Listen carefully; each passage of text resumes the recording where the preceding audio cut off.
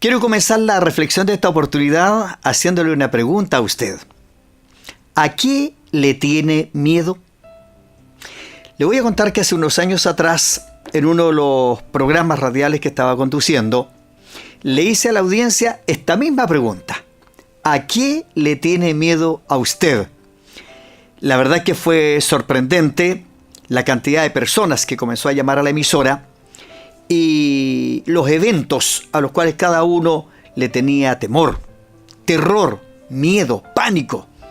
Y le nombro algunos. Algunas personas dijeron: yo le tengo un miedo terrible a la vejez.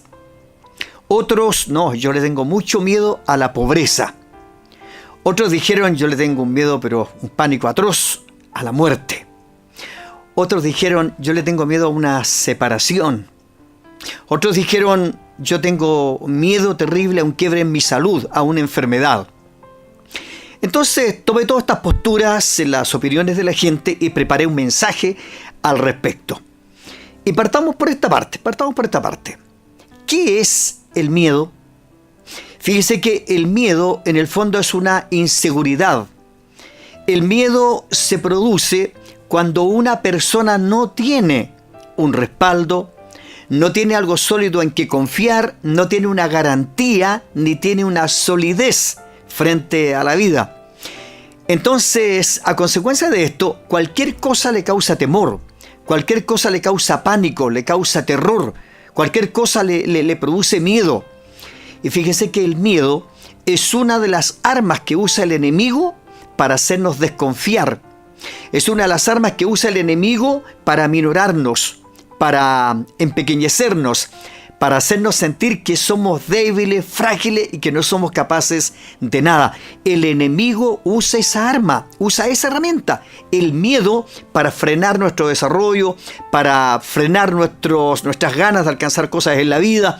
Nos ahoga los sueños, nos empaña la vida a través de los miedos, Pero fíjese que David, en el Salmo 34, el verso 17, escribió lo siguiente: este pobre clamó, y le oyó el Señor, y le libró de todos sus temores.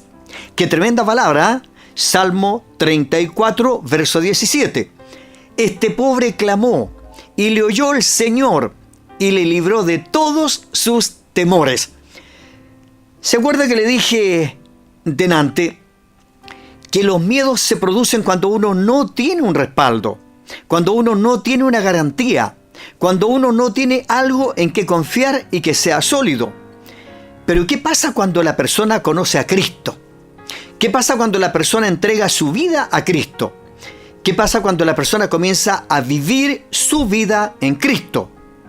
Dios, a través de la palabra, comienza a infundirle ánimo, respaldo, garantía, confianza, y a través de la misma palabra le da a entender que a pesar de todos los temores, a pesar de todos los miedos, de todos los pánicos que pueda por naturaleza sufrir el ser humano, Dios siempre tiene una respuesta y tiene la manera como defendernos. Por ejemplo, ante la respuesta de le tengo miedo a la vejez, el mismo David escribió que Dios dice que aún en las canas Él nos soportará. Aún en las canas Dios nos soportará. Si usted quiere una palabra de garantía frente al temor a la pobreza, frente al temor a un quiebre económico, tengo dos palabras en la Biblia al respecto para esto. Una, Deuteronomio capítulo 28, verso 12. Dice así: te abrirá Jehová su buen tesoro, el cielo, para enviar la lluvia a tu tierra en su tiempo y bendecir toda obra de tus manos. Y esto es tremendo. Y prestarás a muchas naciones y tú no pedirás prestado. ¡Qué tremenda palabra! ¡Tremenda palabra! Pero también dijo David: joven fui y he envejecido, y no he visto a justo desamparado, ni simiente que mendigue pan. Entonces, ¿podría yo tenerle miedo a la pobreza? ¿Podría tenerle miedo a un quiebre económico con este respaldo de parte del Señor?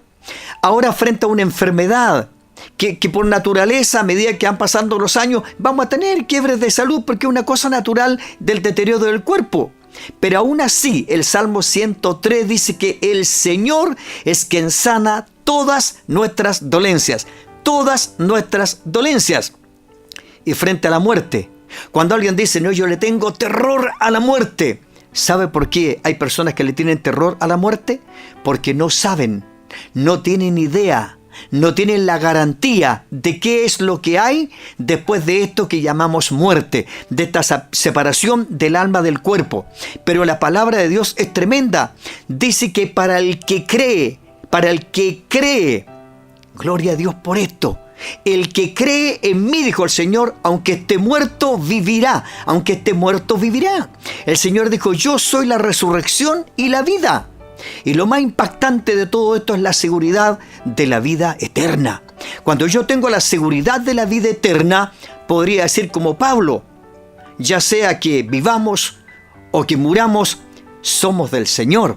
Entonces, le vuelvo a hacer la pregunta. ¿A qué le tiene miedo usted en la vida? ¿A qué le tiene pánico? ¿A qué le tiene terror? ¿Le tiene terror usted a una tormenta, a un huracán? ¿Le tiene miedo a un tsunami? ¿Le tiene miedo a un terremoto? Oiga, ¿no se acuerda usted que fue el Señor el que se paró en la proa de la barca, levantó su mano, sujetó los vientos y a la mar le dijo que se sosegara? O sea, si Dios está con nosotros, ¿quién contra nosotros? Entonces yo quiero invitarle a través de esta reflexión a tener confianza en esto. No importa cuáles sean los temores, los miedos que usted tenga en su vida. Si su vida está escondida en Dios, usted tiene la garantía de que Dios le va a guardar, le va a cuidar y le va a proteger todos los días de su vida. Concluyo con esto. El salmo más conocido es el Salmo 91. 2 versículos del Salmo 91 para cerrar la reflexión. Versículo 1. El que habita al abrigo del Altísimo morará bajo la sombra del Omnipotente. Y el versículo 7. Caerán a tu lado 1000 y 10.000 a tu diestra, mas a ti no llegarán. Así que, amigo, hermano querido que está viendo o escuchando esta reflexión, ponga toda su confianza en Dios. Todos sus temores, llévelos a las plantas del Señor y se va a dar cuenta que podrá vivir una vida tranquila, en paz y con esperanza. Que Dios le bendiga.